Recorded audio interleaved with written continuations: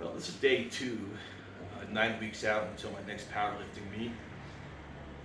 Today I'm doing banded bench press.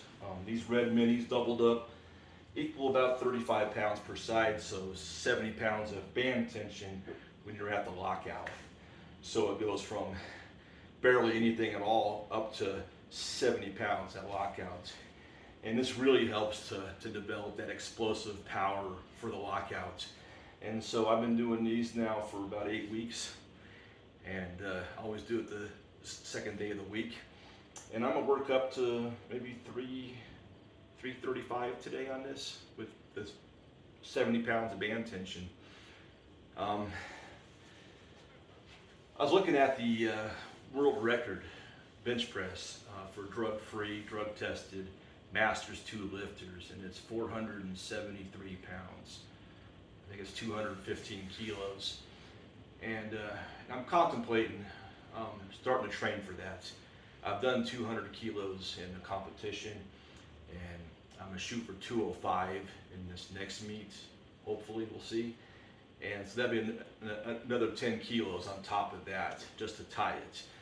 And so I'm contemplating doing that. The only issue is it's the federation that has the world record is IPF, and you have to lift in an IPF approved federation in order to get invited to the IPF Worlds.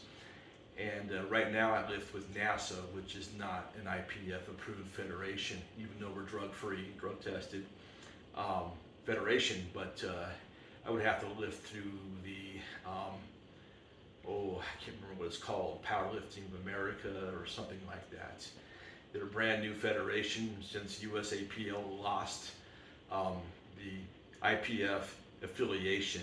This other federation took it over, and I would have to lift exclusively through them for like 12 months in order to get an IPF invite.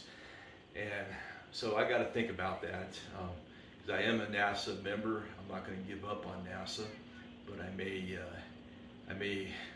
not lift with NASA for a year in order to get that IPF invite. So I'm going to look into it, do some research, and see if it's worth it or not. But in the meantime, I'm going to start training. I'm doing band work. Again, that's like 70 pounds of band tension right here. And it's really important to try to have these bands as perpendicular as possible when you're actually pressing. I don't really have a good setup here. So you just use a dumbbell of some sort and try to get it as close to the press motion as possible. This one's a little bit not perpendicular. It's probably about 85 degrees or so, but it's close enough.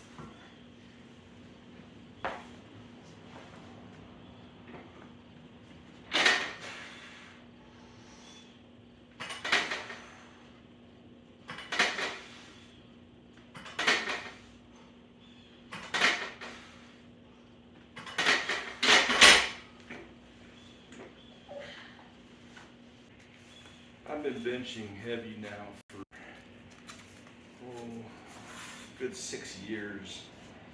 I lifted a lot of weights when I was in high school until about 22, 23. Then I took 20 years off, and life got in the way, which is a good thing.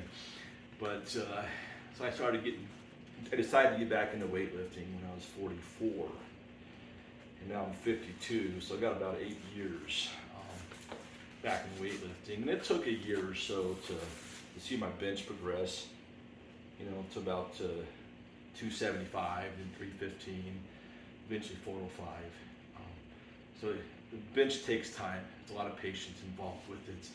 But to get from 405 to 475, that's going to be quite a jump. And I've done 441 and shooting for 452, 463 right in that area. So it's not a huge jump from where I'm at now, but from the time I successfully benched 405 until now, it's been like 3 years. So it just takes a lot of patience and good training. I have a new coach, Bryce Lewis, and he's really helping me tremendously on seeing my bench press progress, along with my deadlift and squat too. But I've really seen a lot of progression in my bench press since I hired Bryce Lewis as my coach.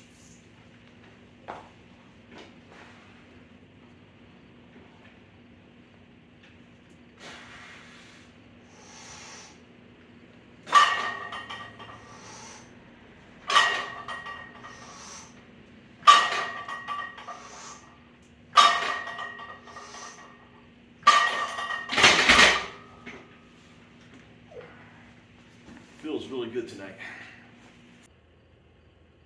Well, the main reason I'm wearing a belt is to keep my shirt down so my belly doesn't hang out. And as you get tight in that bench, your shirt tends to rise up on you. So keep it down. The belt does help, not a lot. It helps you you receive that feedback when you get good tight, good air in the core. You can feel the belt, your belly against the belt, and you know you're getting good core, good tightness, and so that's good for feedback. But really, it doesn't help you much as far as adding weight to the bar, except that feedback. But I like to wear wristbands too, wrist wraps. I mean, just because as you started getting heavier and heavier, week after week, it starts to wear on your joints. And so anything to help preserve the joints, knee sleeves, wrist wraps, that kind of stuff. It does help too if you learn how to properly wrap your wrist. You can get a little bit of bounce, if you want to call it that. As you come down your wrist, you don't go to 90 degrees, but maybe 45 degrees, and then as you press, you can sort of give it that little bit of as you straighten your wrist out at the end, it gives a little bit of a pop there. And I don't know how much it helps, but some people swear by it. I don't know.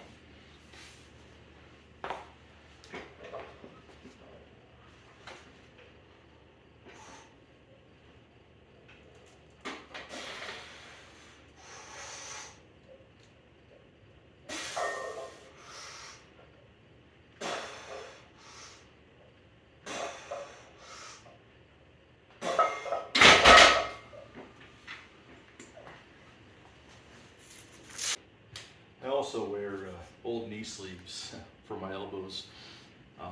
Doesn't give you much support at all, but it just keeps my bicep tendons warm, and which is important.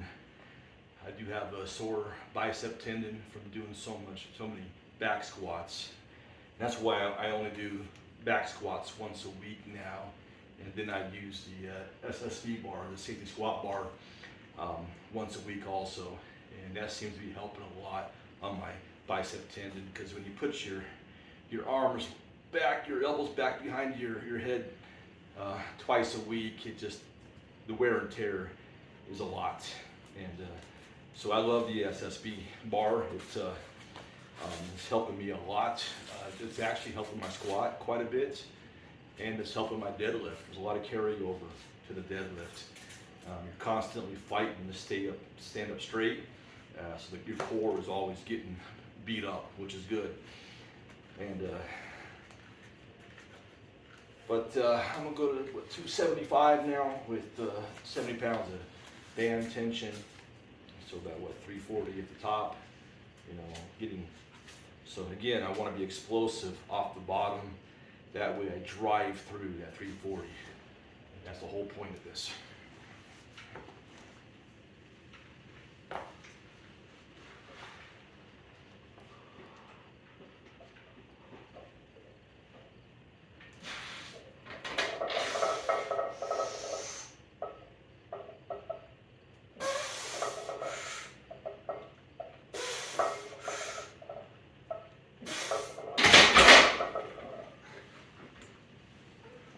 Felt good. Yeah, I'm doing 6 sets of 3 at an RPE of 6. What's good about using the RPE method is it's not so much you're doing this weight at this time, it's how you feel that day. So an RPE of 6 today might be less than what I can do for an RPE 6 when I'm fresh. So I'll work up. Like that didn't feel too bad, probably a 4 at the most. And so I'll go up to 315 next. I'll see how that feels. If it's around a 5, then I'll go to 330 for a 6. But it all depends on how you feel. And every week's different. Some weeks you feel great, and other weeks not so much. And I notice with me as I get older, I can go heavy one week and not as heavy the next week. With squats, bench, all of it. And especially squats. If I do a really heavy squat session, it takes me a week to recover from it. And so I have to account for that. And that's where the RPE is nice. You know, the next week after a heavy squat session, you know, an RPE of that week may have been, you know, 435 for 3 sets of 5. And then next week, that same RPE maybe, you know, 375. So you just got to listen to your body and not cheat either. It needs to be a true RPE 6. And there's a scale, of course, 1 to 10 there. And it seems like everyone has a different definition of what a 6 is. My coach, Bryce Lewis, likes to think of a 6 like you have four reps left over that you could have done 4 more. An RPE of 10 basically is that's it. There's no more reps left. A 9, of course, you have one rep left. So that's a simple way of looking at it. But some people have taken it even further and confused it. So I like my coach and the way he does it. It's so simple and it's easy to remember. But now I'm gonna do 315 for a set of 3. I'll watch the video afterwards and see how it moves. And if it moves good and I feel like I still have at least another 4 or 5 reps in me, then I may go up to 335, or I may stay at this weight. Just depends on how it moves.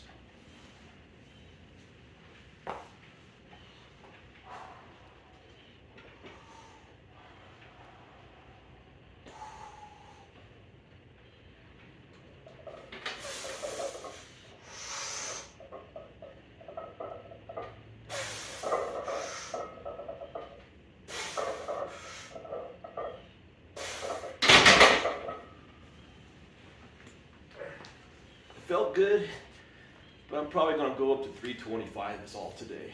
I got to do, but I have 6 sets of 3, not 3 sets of 6. I wish, or maybe I don't wish. I don't know. That's a lot of reps. But one thing you have to learn too when you're bench pressing like this, you got to stay tight. You can't get loose. You got to drive from your heels all the way up through your legs into your hips into that barbell, and you can feel it, just the strength. You can add a good 40 or 50 pounds to your bench press when you learn how to do proper leg drive.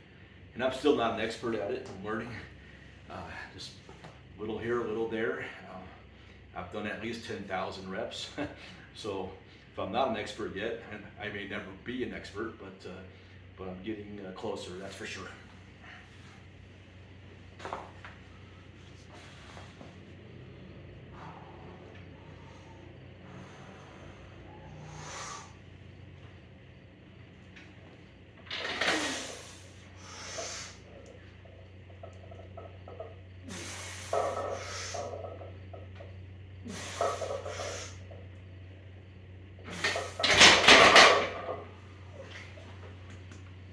Yeah, I think 325 is a good call tonight.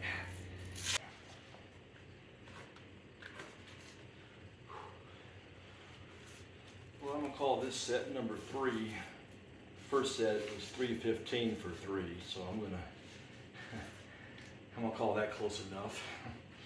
And that's one of my sets because I'm definitely feeling it tonight. So it'll be set number 3 of 6.